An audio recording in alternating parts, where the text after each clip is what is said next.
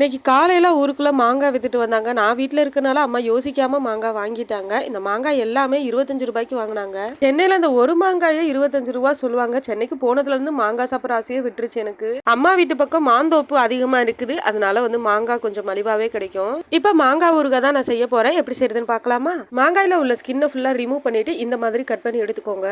அடுப்புல கடாய் வச்சு 1 ஸ்பூன் வெந்தயம் சேர்த்து வறுத்து எடுத்துக்கலாம். ஒரு 100 கிராம் அளவுக்கு நல்லெண்ணெய் ஊத்திட்டு கடுகுளுந்த பருப்பு சேர்த்துட்டு நம்ம சீச்சி வச்சிருந்தா மாங்காயை சேர்த்துடலாம். அடுப்பை கொஞ்சம் லோ ஃப்ளேம்லயே வச்சிடலாம். மாங்காய் நல்லா வெந்து வரட்டும். வறுத்த வெந்தயத்தை குட்டி உரல்ல போட்டு நல்லா பொடியா நுணுக்கி எடுத்துக்கலாம். ஒரு 5 நிமிஷம் சிம்லயே வச்சிருந்தோம்னா மாங்காய் நல்லா வெந்துருச்சு. இப்போ இந்த டைம்ல உப்பு சேர்த்துக்கலாம். ஒரு 1.5 ஸ்பூன் மிளகாய் தூள், 1/2 ஸ்பூன் காஷ்மீரி சில்லி பவுடர், பொடி பண்ண வெந்தயம், கொஞ்சமா பெருங்காய தூள் சேர்த்துக்கலாம். எல்லாமே சேர்த்ததுக்கு அப்புறமா நல்லா கிண்டி விட்டுட்டு ஒரு 10 நிமிஷம் சிம்லயே வச்சிருந்தோம்னா மாங்காய் ஊறுகாய் சூப்பரா ரெடி ஆயிடும். பாருங்க, மாங்காய் ஊறுகாய் சூப்பரா ரெடி ஆயிடுச்சு. இப்போ இதை சூட ஆற விட்டுட்டு ஒரு பாக்ஸ்ல போட்டு மூடி வச்சிடலாம். ஃப்ரிட்ஜில் வச்சு ஸ்டோர் பண்ணோம்னா 6 மாசம் வரைக்கும் கிடையாது. வெளியில வச்சோம்னா 1 வாரம் 10 நாள்ல கெட்டுரும்.